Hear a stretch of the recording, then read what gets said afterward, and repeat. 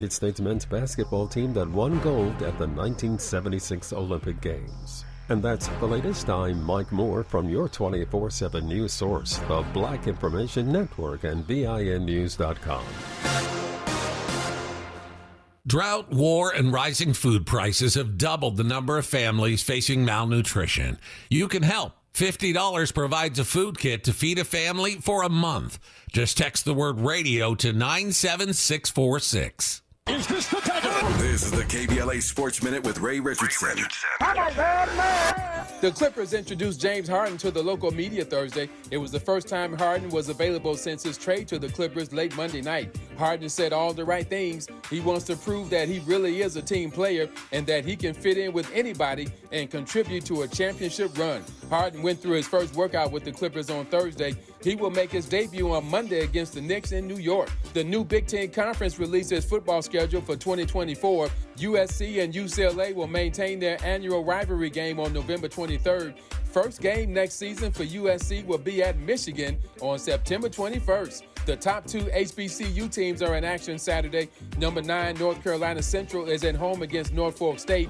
Number 13, Florida A&M is at Alabama A&M. No debates, no speculation, just the info you need. That's your KBLA Sports Minute. I'm Ray Richardson on KBLA Talk 1580. KBLA Talk 1580 invites you to join us in celebrating the season of giving by being part of the solution. As we enjoy great food, family, warmth, and well wishes in whatever our festive tradition may be, we share the beauty of the season by reaching out to the less fortunate. Please help us to help others with the KBLA Cover the Houseless Cozy Community Coat and Blanket Drive. All you have to do is drop off new or clean, gently used winter coats and blankets in the KBLA lobby during business hours. Now through December 20th, all of the coats and blankets will be donated to unsheltered individuals and families experiencing houselessness. Simply bring your donation to 4434 Crenshaw Boulevard in Los Angeles, near Vernon Avenue, from 9 a.m. to 5 p.m. weekdays. That's 4434 Crenshaw in historic Leimert Park. During the holidays and every day, let's remember, we keep us safe. We keep us warm. We are the safety net. And together, we can cover the unsheltered. Get caught up in the spirit of the season, the spirit of love. Make a difference with your friends at KBLA Talk 1580.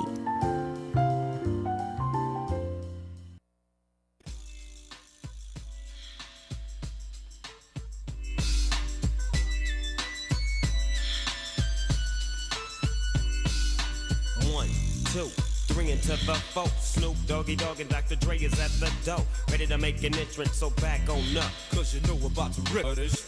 Give me the microphone first so I can bust like a bubble. Compton and Long Beach together, now you know you in trouble. Ain't nothing but a G thing, baby. Too low depth, so it crazy. Death Row is the label that pays me. Unfadable, so please don't try to fake this. But back to the lecture at hand. Perfection is perfected, so I'ma let them understand. From a young G's perspective. And before me better get touched, they have to find a contraceptive. You never know, she could be earning her man and learning her man. And at the same time burning her man. Now you know I ain't with that this shit tenant. Ain't no piece so good enough to get burned while I'm offended. KBLA Talk 1580. We're on some West Coast today, but we're talking reparations. Look, all are welcome in the conversation. 800-920-1580. 800-920-1580. That's the number to call. Carla called, and this is a conversation we've had before. This is not the first time we're talking about reparations. We talk about it all the time.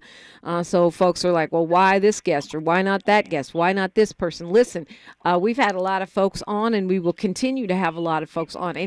People who are doing work, people who are advancing the conversation, because this is important. Carla, you called in talking about this idea that if reparations is race-based, then it won't hold up in the Supreme Court. It won't pass the legal tests to survive as a policy, right?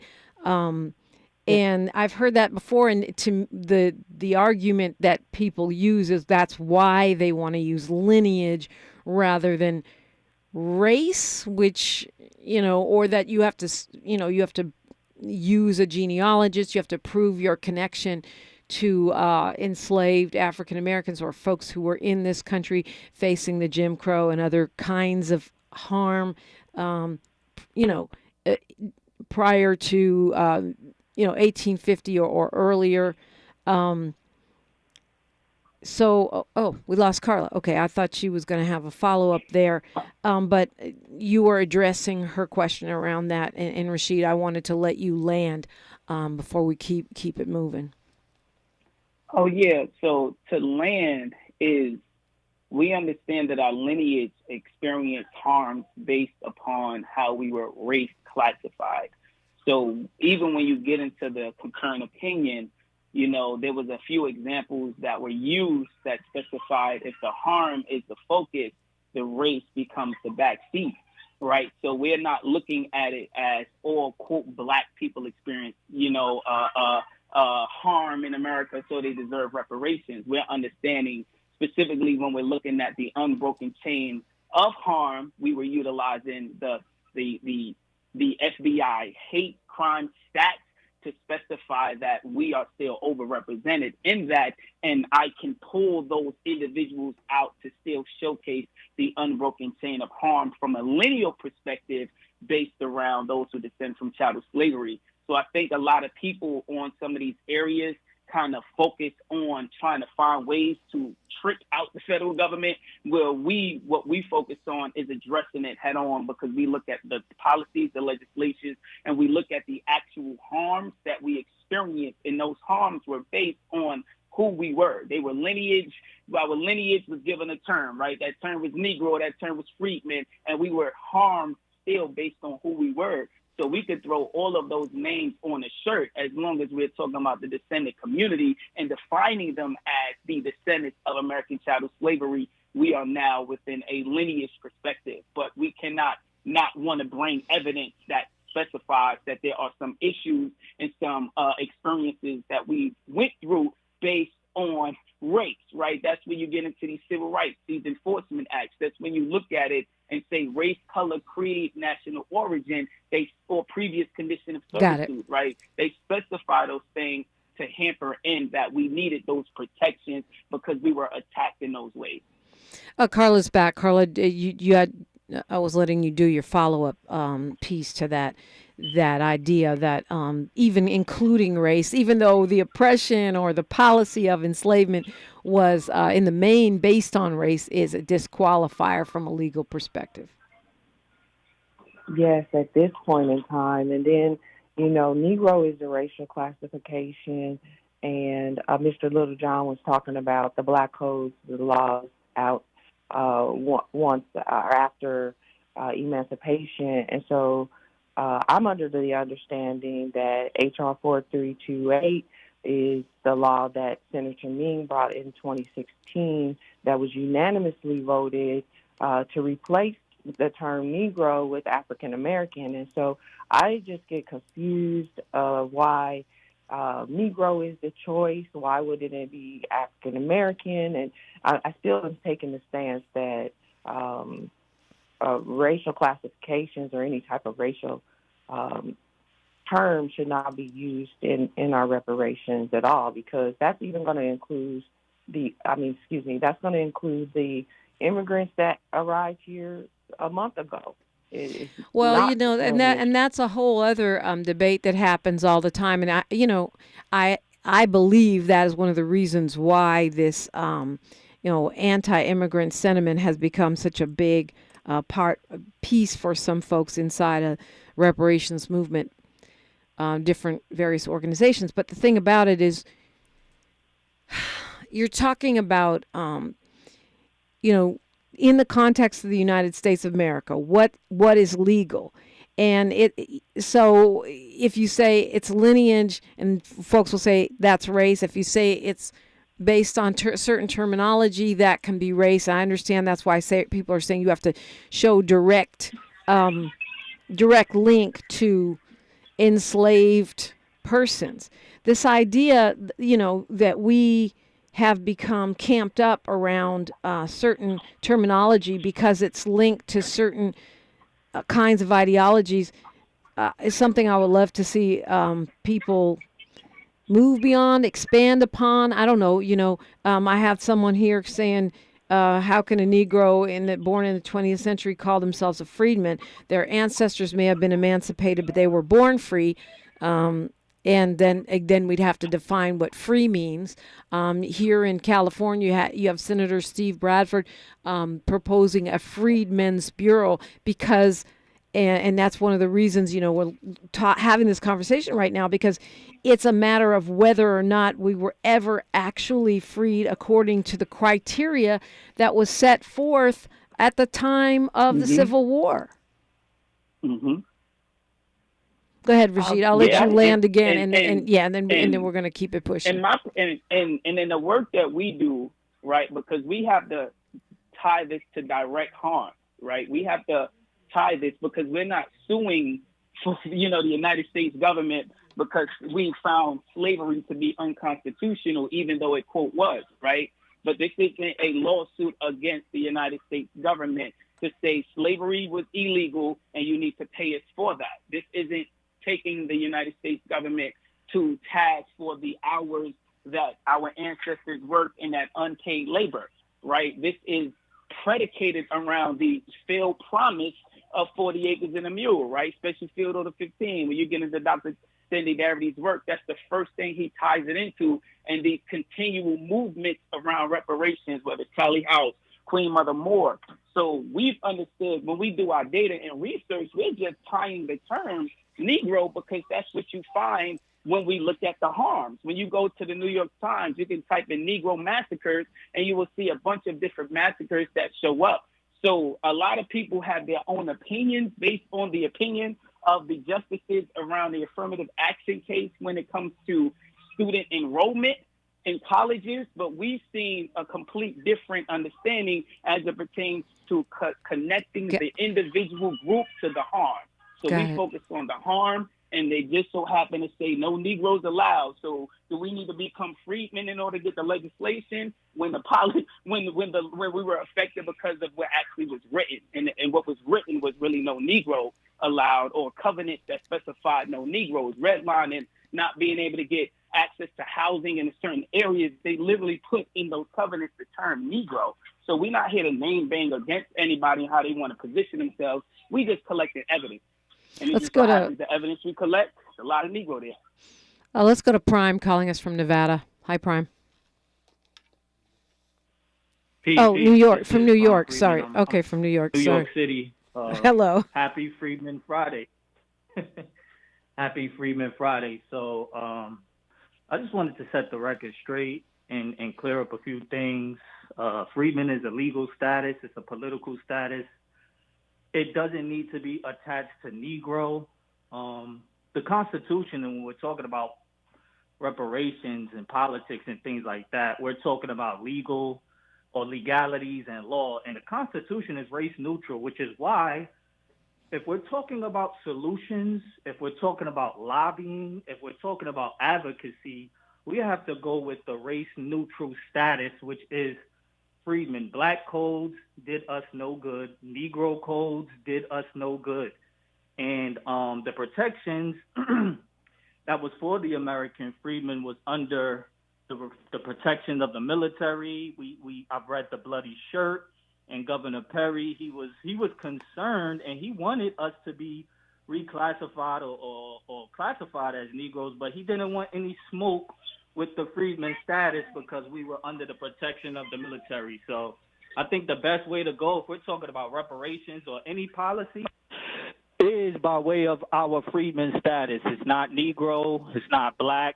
Again, affirmative action is still in play for the American freedmen. We just can't use Black and Negro. And for the new Negro Republic, you have a 501c7, and that is a social heritage club. As I'm concerned, that work doesn't really fall in line with lobbying and policy and political advocacy. Prime, let me ask you a question about what you just laid out. You said that the Constitution is race neutral.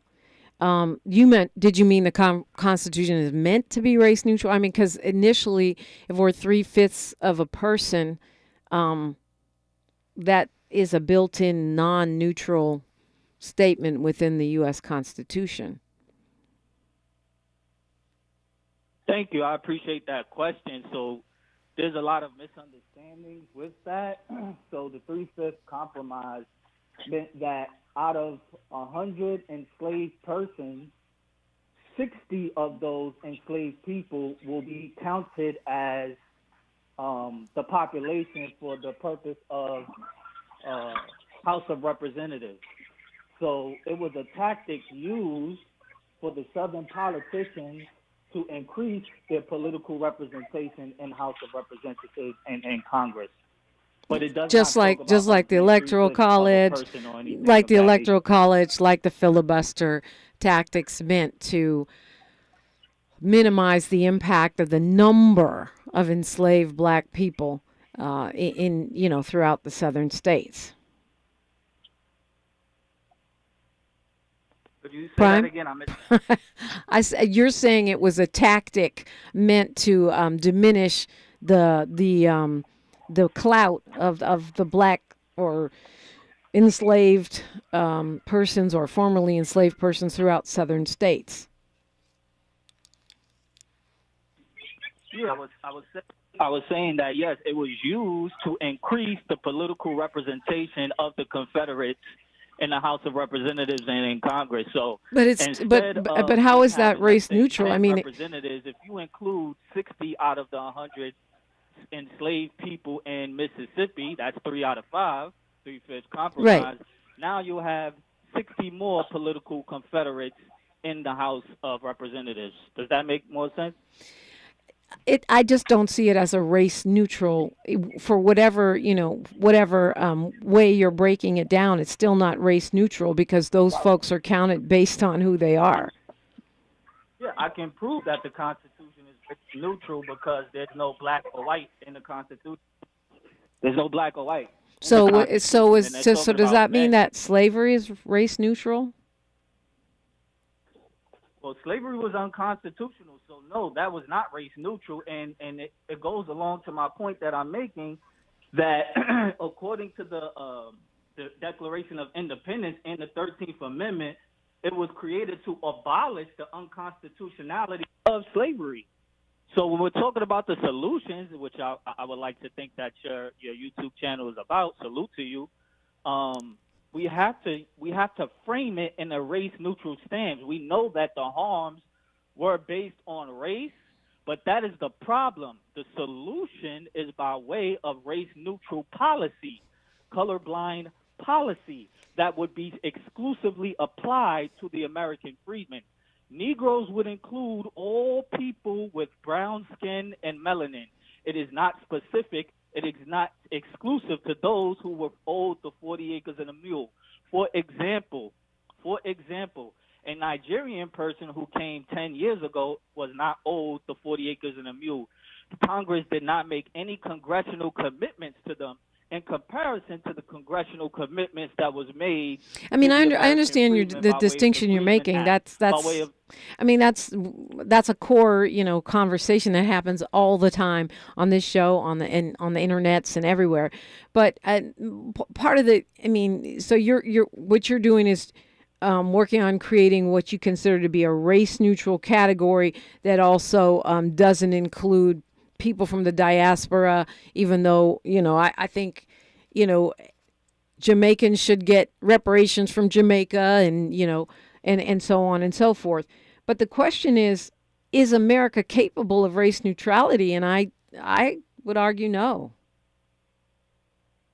Respectfully, I would have to disagree with that because I know that America is capable of doing it because myself, other organizations like the U.S. Freedmen Project, the United Sons and Daughters of Freedmen, we are very capable people, and we are very dedicated to this sacred work of specific advocacy. I myself am an American freedman citizen. You are a citizen. And it's up to the people, that's also in the Constitution, to uphold the ideals and the principles that this country is supposed to be. Agreed. That's what true patriotism is, in my view. Right? Upholding what we say we are, not the reality of what's going on. So no argument there. Do you think that we're getting that we as people who are owed reparations, let me put it that way, are getting bogged down in camps and terminology, and that perhaps that's waylaying us from, closing this deal? Absolutely not, because as you mentioned earlier, we're talking about legality and law. Right. And in legality and law, and just in English language or any language, terminology, words have meanings, and the specificity and the letter of the law and the spirit of the law is very, very important. So when it came to the spirit of the law for the 40 acres and a mule, they were very specific and exclusive to those who experienced the harms that we're talking about. Appreciate the conversation, Prime. You want to, share where you're doing your work. You want to share, your website or whatever, so folks can circle back with you. No problem, and I appreciate this great Freedman Friday. I appreciate you, Mr. Prima, and the conversation. So the work that I'm a part of and that we do is we do specific advocacy for the American freedmen, the U.S. Freedmen Project.org. You can look that up, and also the United Sons and Daughters of Freedmen. These are organizations that was created to counter other, I'll say, Confederate organizations like the Lost Cause Teachings, the United Confederacy people, and people of that nature. So we're here, and we're here to fight back, and we're not going to stop. I most definitely think that we, as the people and as the citizenry, the upstanding citizenry, especially the American freedmen, it's our job to guarantee and assure that we get what's owed to us, not just by way of reparations, but also by way of all policies that should be specific to us, just like every other group does in this country. So thank you for the time, Mr. Primo. Appreciate the conversation. It's a perfect time to call me, 800-920-1580. Rashid Littlejohn, thank you for hanging with us, and thank you for always getting the conversation going. Oh, yeah. I think it's a valid conversation to have. I have my understandings. I look at the scholars like Dr. Darity, who has the two-part eligibility, right, where you have to be of the lineage, but then you yourself have to identify as Black, Negro, African-American over the last 12 years. So I just pay attention to exactly what's going on. And as the vice president of the Anti-Negro Defamation League, the work that we do is specific to the descendants of those enslaved in the United States. And, I mean, we collect evidence, we collect data. So we don't necessarily have to push the term Negro, because when you actually do history as it pertains to the repair that we are owed, it's all over it, right? Especially Field Order 15, which is 40 acres and a mule. Negro is all over that. So we look at the harms, and we look at the people group that is of that harm. And a Nigerian that came here 10 years ago is by definition not a Negro. He might be Black or African American, which is a different definition than the federal definition for Negro, but he's not that. But I don't want to bring online name banging to a national syndicated radio station. We understand that we are the descendant community, and as long as we are able to trace our lineage back to those who were enslaved and emancipated, we will be the group that qualifies for reparations, and we could use every term to be able to do so. All right. Rashid Littlejohn, thank you so much for being with us today, and this conversation is continuing. You weigh in on this or whatever else has got you going. If you want to find Rashid, newnegrorepublic.org or New Negro on Twitter. You can find us at KBLA 1580, all the places. Conversation continuing straight ahead on KBLA Talk 1580. Say the quiet part out loud. KBLA Talk 1580. Environmental justice, pollution, and climate. In Los Angeles and across America, people of color are suffering and dying from disproportionate health impacts on a planet that has less than 10 years to prevent irreversible damage. Heat illnesses, respiratory illnesses, water-related illnesses, food system impacts, insect-related diseases, Black maternal health, and mental health effects. As the impacts of climate change mount, millions of vulnerable people, our people, are going to bear the brunt of these extreme environmental events, which will likely lead to forced displacement, loss of cultural identity, and other related risks. These realities are as real as rain. Stay tuned to KBLA Talk 1580 for more details about the most progressive multimedia and live events campaign any black media outlet has ever undertaken to combat the climate catastrophe. Experts, events, empowerment. It's all on the way from unapologetically progressive. KBLA Talk 1580. We don't black down. We level up. Level up, level up, level up, level up, level up, level up, level up, level up, level up, level up, level up, level up, level up. November is National Runaway Prevention and Homeless Youth Awareness Month. Join the Sanctuary of Hope all month long at community events to tackle this issue. For more info, go to www.thesoh.org. www.thesoh.org. Thanks for waking up with Dominique DePrima on KBLA Talk 1580. You guys trying to force me to read the chat on the air. You bring the chat to the terrestrial radio space, 800-920-1580. Going right now to Molly Bell from the city of Compton. We're up against news, traffic, and sports, but she will continue on the other side. Go ahead, Molly Bell.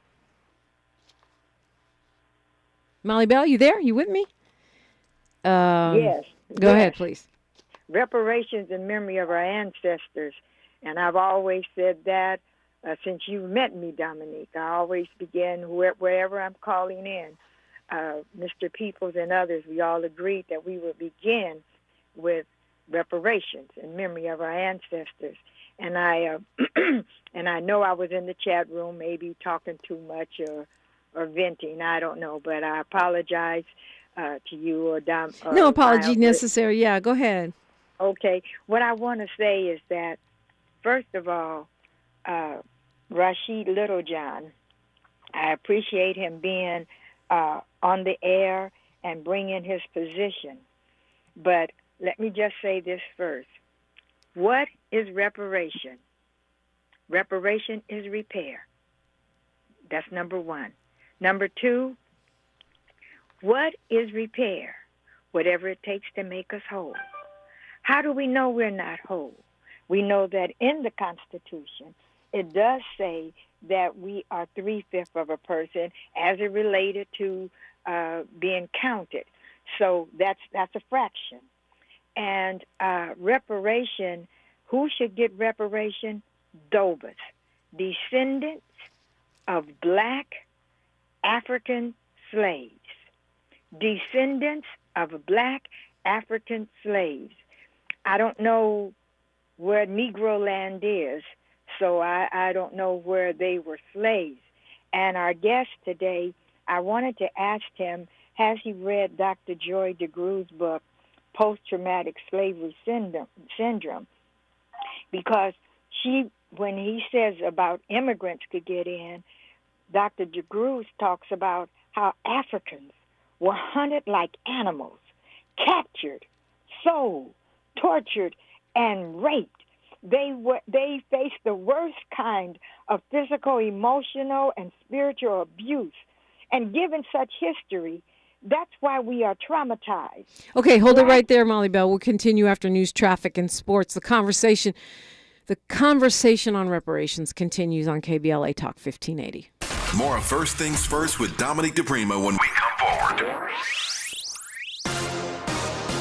Good morning, everyone. Thank you for joining us. I'm Mike Moore. Now here's the latest from the Black Information Network. The government says only half the people who are eligible for the Special Supplemental Nutrition Program for women, infants, and children receive benefits from the program known as WIC. In a report released today, the U.S. Department of Agriculture said more than 12 million Americans were eligible for WIC in 2021, but just over 6 million received benefits. The man who grew a fuel oil company in Baltimore, Maryland, into a top national business, Will Dexter Jackson, has passed away from a stroke at the age of 76. The African-American entrepreneur started Jackson Oil with his father, and by 1982, Black Enterprise magazine named that company one of the top 10 growth companies. And that's the latest. I'm Mike Moore from your 24/7 news source, the Black Information Network, and BINnews.com. Drought, war, and rising food prices have doubled the number of families facing malnutrition. You can help. $50 provides a food kit to feed a family for a month. Just text the word radio to 97646. Is this the title? This is the KBLA Sports Minute with Ray Richardson. The Clippers introduced James Harden to the local media Thursday. It was the first time Harden was available since his trade to the Clippers late Monday night. Harden said all the right things. He wants to prove that he really is a team player and that he can fit in with anybody and contribute to a championship run. Harden went through his first workout with the Clippers on Thursday. He will make his debut on Monday against the Knicks in New York. The new Big Ten Conference released its football schedule for 2024. USC and UCLA will maintain their annual rivalry game on November 23rd. First game next season for USC will be at Michigan on September 21st. The top two HBCU teams are in action Saturday. Number 9, North Carolina Central is at home against Norfolk State. Number 13, Florida A&M is at Alabama A&M. No debates, no speculation, just the info you need. That's your KBLA Sports Minute. I'm Ray Richardson on KBLA Talk 1580.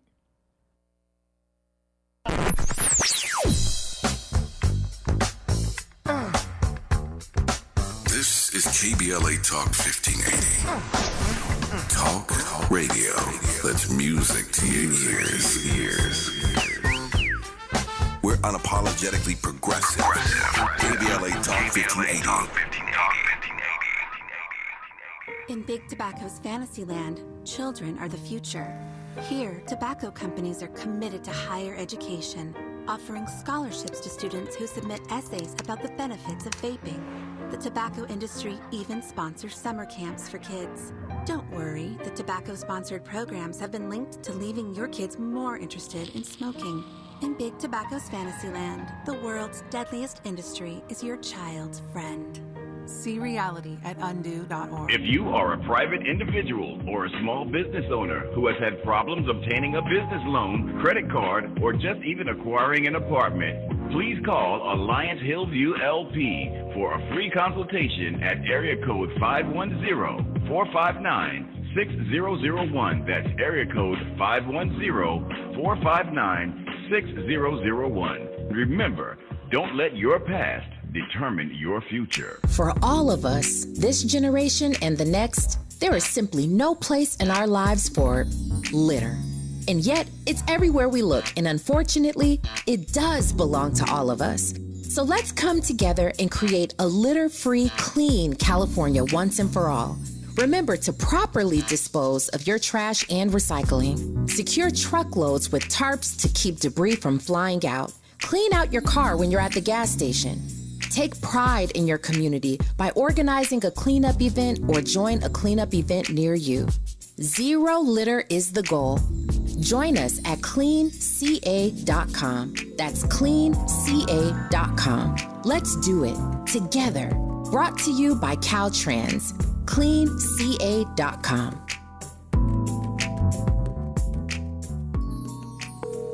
Discover, this is Danny. Hi, it's Jen Coolidge. I just want to thank you for making me feel so special. I earned cash back on debit for my dinner party groceries. That's great. But with Discover Cashback Debit, we give everyone cash back on everyday purchases. Anything else I can help you with? Are you hungry? 'Cause everyone left after the asparagus sorbet.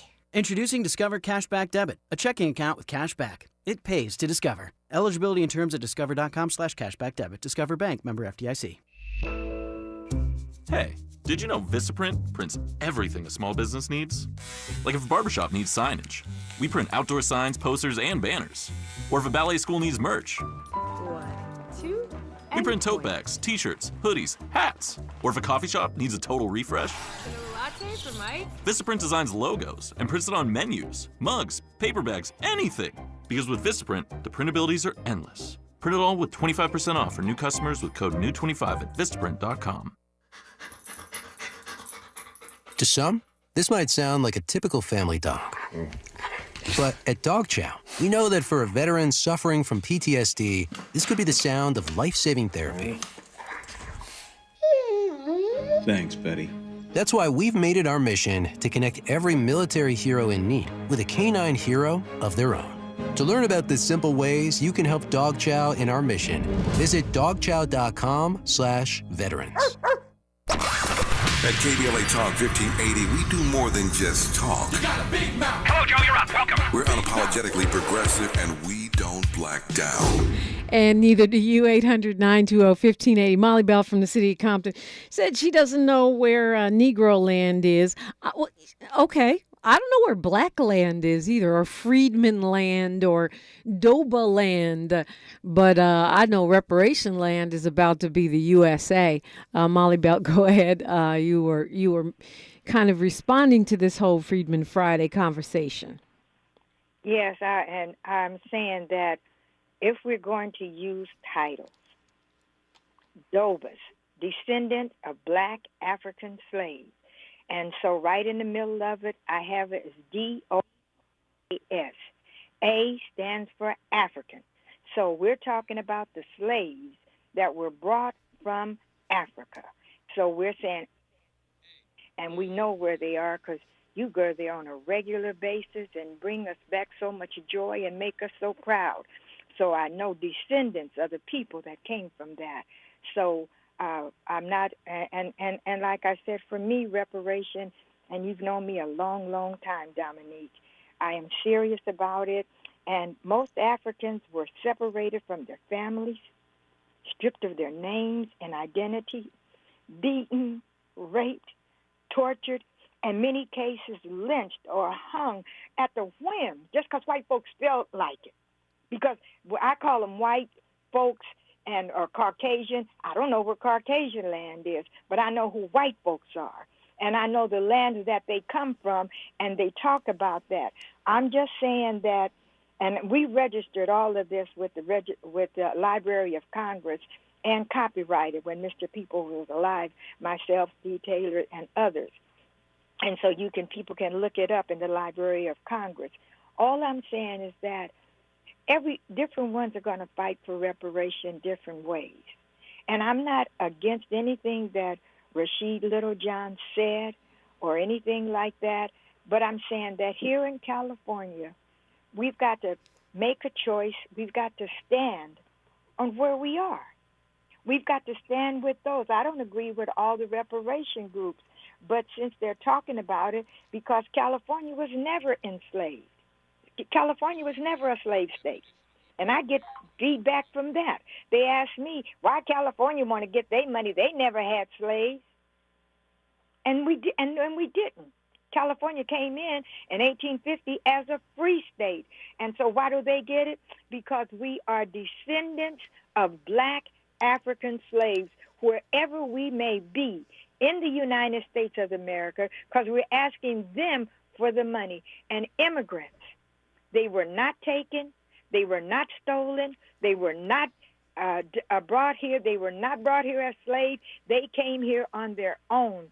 Only other people, and we hear Fixico talk about it, who may be owed a form of reparation would be the indigenous people, and especially the black Indians.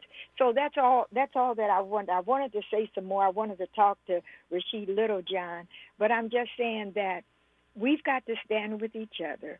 There are so many who have fought, Ogletree, the women of the reparations, Mr. Peoples, and so many more who have fought for reparation. Let's stand up together.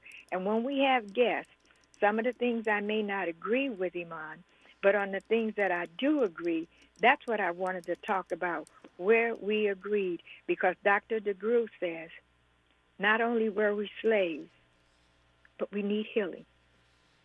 We need healing, and to talk about it, and that's what therapy is about. Listen, all you prayer warriors out there, you know what you've got to do on this Freedman Friday. I have no problem saying that. You've got to keep fasting. You've got to keep praying, because the struggle continues, but always, to God be the glory. Thank you, Dominique. Thank you, Molly Bell. You're right. You have been saying it a long time. I have been talking to people like Molly Bell, Dick Gregory, Mr. Peoples, may he rest in peace, about reparations since the 1990s. The reason I'm so adamant that we captivate this, and we can do Negro Tuesdays and Doba Wednesdays, and well, probably not No, let me stop. In other words, I'm about us understanding what is being done, who is doing it, and how we can move this agenda forward. That's what I'm interested in. Let's go down. Naheem calling us from Georgia. Good morning. Or afternoon. Oh, good morning. How you doing? My name is Naheem Wade. I am the CEO and co-founder of the United Sons and Daughters of Freedmen. I was calling because I heard earlier. I heard a bunch of things that were wrong by Rashid Littlejohn. We have some history, and most of what he said on this show was false. And I was trying to see if I could set it up so that our national director of research and history can come on your show and give a better presentation about what it is to be a freedman and what reparations is about, right? Even the name of your show, Freedmen Fridays, our organization back in 2020, we were the ones that resurrected that term. And so when you hear it, it goes back to a central source in today's day and times. Now, I don't say that to brag. I just say that to say that there's a reason why your show is called Freedmen Fridays, and it has something to do with those of us who some consider experts on this topic. So I was just trying to see if there was a way that we could possibly make an interview happen with those for of sure. us who are, Naheem, I mean, after you finish talking today, we'll stay on hold, get your contact, and we'll make it happen. For me, that's the purpose of doing this. And in honoring the work that you do, I try to draw it all the way back to our supposed emancipation and what we were supposed to get and where we are now in relation to it. But to me, the most important thing for me in opening up this forum for Fridays is for all comers to get out here, tell us what you're doing, tell us what you think is correct and and foundational. So I am definitely here for that. I have zero problem with that. In fact, that is the whole point. But when you say like what Rashid Littlejohn was saying is incorrect, are you talking about factually incorrect, or are you talking about you have a different outcome, a different solution, a different analysis of those facts? Well, it's factually, we've had debates with this guy for the past, year and a half, 2 years. So it's factually incorrect, right? Just small things. When he brings up Special Field Order 15 and he speaks about remedy being in this field order. I mean, it was a field order that was issued by General Tecumseh Sherman. Right. It was not a piece of legislation. When you look at the legislation that creates the actual Bureau of Refugees, Freedmen, and Abandoned Lands, the name Negro is not mentioned. Charles Sumner in 1864, when giving testimony to the American Freedmen's Inquiry Commission, said they need this bureau not because they're Negroes, because Negro is a slave badge. Negro, black, and colored. These are slave badges. So Sumner said he eliminated race. He said they need this bureau not because they are Negroes, but because they are men who have been for generations despoiled their rights, despoiled meaning robbed, etc. So, factually incorrect. There were things that he stated that were absolutely factually incorrect. Absolutely. Understanding what you're saying, a field order is not a law, but shouldn't a field order be legally binding? Well, you have to think, right? It was during wartime, right. And so there were 40 acres, 40-acre allotments that were issued under this field order. Andrew Johnson came in and reverses. He eliminates, I should say, right, or terminates this field order. But the radical Republicans of that day, they drafted up a piece of legislation called H.R. 29, which then would have given the 40 acres to all freedmen, not just those who fought in the war or were affected by the war. And I say that to say there's like contextual layers to this whole conversation that Mr. Littlejohn knows nothing about. He hears our talking points and then comes back and then tries to repeat them and mix them up with his push for racial reparations. And you can't get reparations based on race. It's just not going to happen. And to your point about freedmen land, freedmen is a political status. It is a legal status. And this was one of the things that Clarence Thomas eloquently broke down in his concurring opinion in the case with the Students of Fair Admissions versus the University of North Carolina and Harvard. There's pieces to the conversation that's missing. And what we're saying is we don't call ourselves experts. Some people call us experts. We would just like to have a real fair and honest conversation about this topic. And I believe not only yourself, but your guests will come away with the better understanding. You're in Leimert Park Broadcasting. I was just in Leimert Park last month. They had a whole concert in Leimert Park. The game was there. We always have a whole concert over here, Naheem. Okay, on any given weekend. But it was centered around reparation. Right. Look, Understood. Yeah, this is probably one of the reparation, hotbeds. And I think you're right. The key has to be about an honest, in fact-based conversation in which all of the voices and perspectives are welcome, because to me, I'm hoping this is how we move the ball. I am so encouraged, despite all the fighting that I see, online and, people's inter-organization disagreements.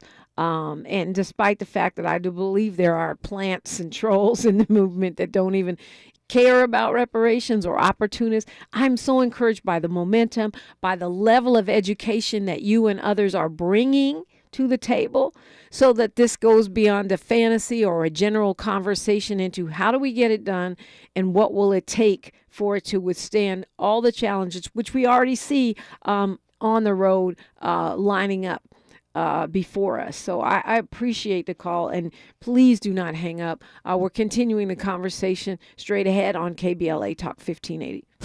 She's reclaiming her time on KBLA Talk 1580. More First Things First with Dominic DePrima when we come forward.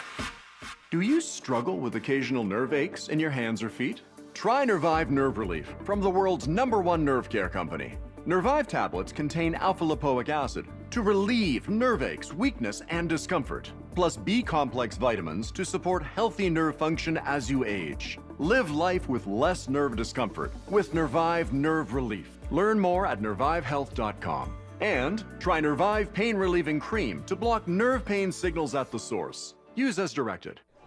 Oh, I love this restaurant. Glad we got a table quickly. What does that sign say? Caution, wet floor? No, right next to it. If you are 60 or older, you may be at increased risk of serious consequences from RSV, respiratory syncytial virus, compared to adults younger than 60. I didn't know that. Not all dangers come with warning labels. Talk to your pharmacist or doctor about getting vaccinated against RSV today. RSV vaccines, including Pfizer's, are available. Learn more at bewareofrsv.com. Brought to you by Pfizer. Hey, son, how are you feeling? I'm fine, Pops. What's on your mind? I can't explain it. Navigating without a compass, eyes waiting, started to wonder. Metamorphosis, the loss of who you thought you was. When your kid can't find the language, help them find the lyrics. Listen to the Sound It Out album and get tips and tools to start a conversation at sounditouttogether.org. Brought to you by Ad Council and Pivotal Ventures. Shop Black Friday every day and get the best new deals all month long only at Lowe's. Right now, save up to $800 on select major appliances, plus save an extra $100 on select laundry pairs. And there's more. Bring home pre-lit artificial Christmas trees starting at $49, because Lowe's knows deals. Valid through 10/31. Appliance savings vary based on purchase amount. Exclusions apply. While supplies last. Selection varies by location. See Lowe's.com for details. Los Angeles, black men are dying from preventable health causes and diseases, but you can be part of the solution. Join us Saturday, November 11th at the Michelle and Barack Obama Sports Complex next to Dorsey High for the African American Male Wellness 5K Walk and Run. Walk for your brother, walk for your father, walk for your son, walk for your uncle, walk for yourself. This is a free, family-friendly event for the entire community. We'll have free health screenings, vendors, kids' activities, and more. We'll see you at 8 a.m. We knew you'd stick around. This is LA's home for progressive talk radio. Welcome back to KBLA Talk 1580.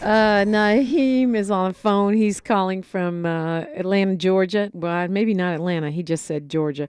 But I want to go ahead and let you land, Naheem, and we will continue the conversation on another Friday for sure, including, you and I can get into it about, I didn't realize you were the same guy that I met before. We can get into it about, what we need to get into it about regarding reparation. But go ahead and land for me. And it's not too late to call if you want to join the conversation, 800-920-1580, 800-920-1580. Yeah, so, I'll just end with this. There's a reparations movement that's happening across this country. A lot of the people that you've seen in the chat, they're not a part of the same organization, but they are a part of the collective grassroots reparationist movement. And when they hear certain individuals that we view as mere trolls and obstructionists speaking on the topic with the purposes of derailing it, then you're going to see that, flood your comment section or your live chat during the discourse. Please visit our website, usadof.org, if you would like to learn more about some of the reparations organizations like ours, which is the United Sons and Daughters of Freedmen. And I look forward to having a future conversation with you, debate, whatever, on the topic of reparations. Yeah, maybe both. I mean, I'm here for both of those. For me, it's about us utilizing our gray matter, putting our mental, physical, spiritual energy towards moving this issue forward. And I feel like we are making progress, despite the divisions, despite varying analysis, despite a lack of education, which I believe people with different organizations are helping to move the ball forward in terms of people not only understanding that this must happen and that it should happen, but how it can happen. Naheem, appreciate the conversation. Going to Ian calling from... Ian, where are you calling from? I'm from Atlanta, Georgia. Can you hear me? Yes. I do hear you, yes. Okay, cool. You're on the radio right now. Yeah. Okay, cool. Thanks. And I wanted to speak on the side of Freedmen, because you said Freedmen Friday, so I assume, people are educated on what Freedmen means. And I think when we're having these discussions, the problem is that people are not fully educated on the difference between freedmen and other terms. Freedmen is essentially a status. It's not about a name. It's not about a so-called racial designation.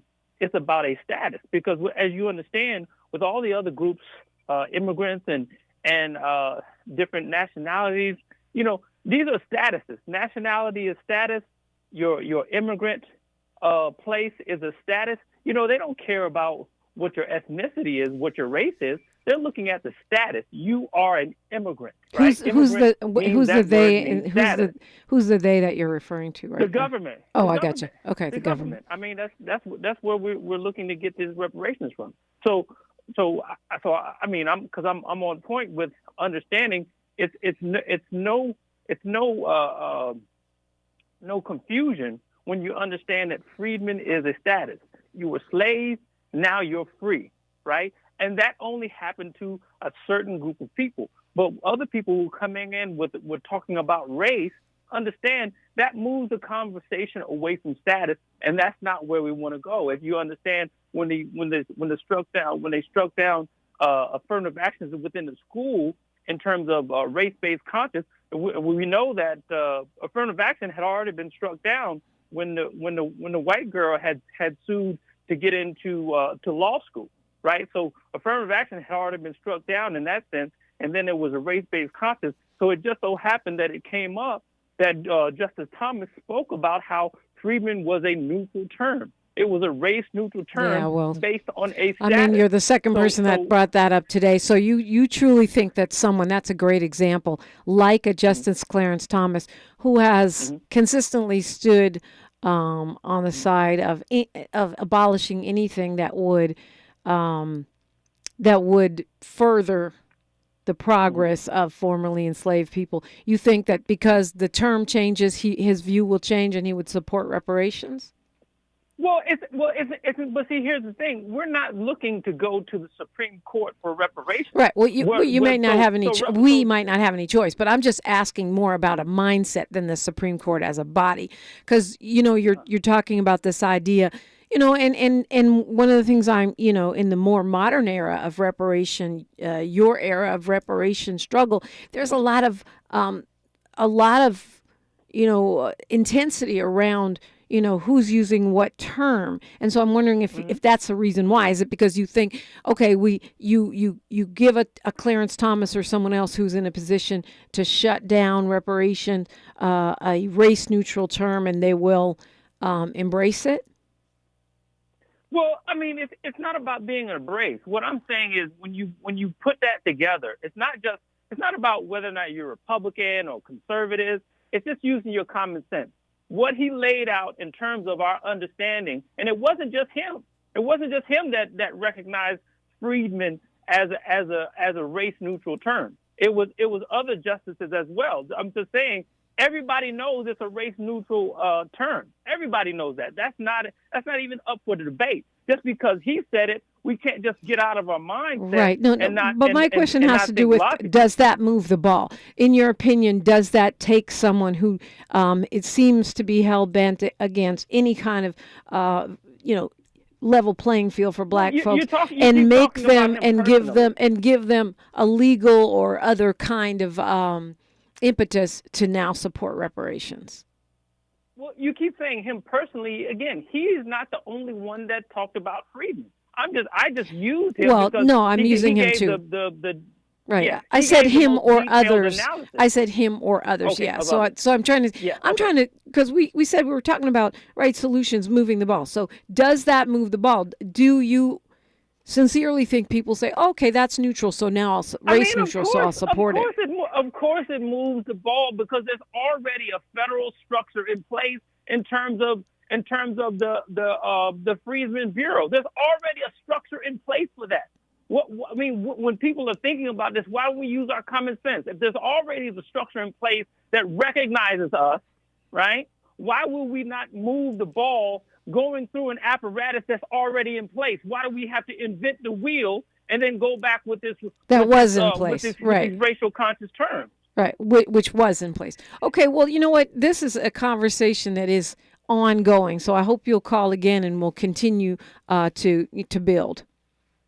Okay, yes, I will, definitely. Thank you very much. All right, appreciate you getting on the mic.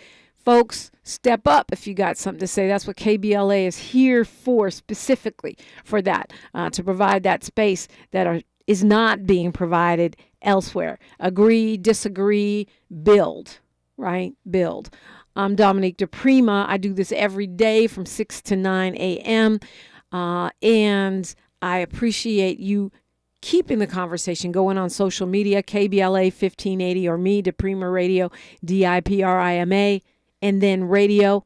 History is now, and we are making it together. Tavis Smiley is up next. Until Monday, one love. KBLA 1580 Santa Monica. Good morning, everyone. Thank you for joining us. I'm Mike Moore. Now here's the latest from the Black Information Network. The government says only half the people who are eligible for the Special Supplemental Nutrition Program for women, infants, and children receive benefits from the program known as WIC. In a report released today, the U.S. Department of Agriculture said more than 12 million Americans were eligible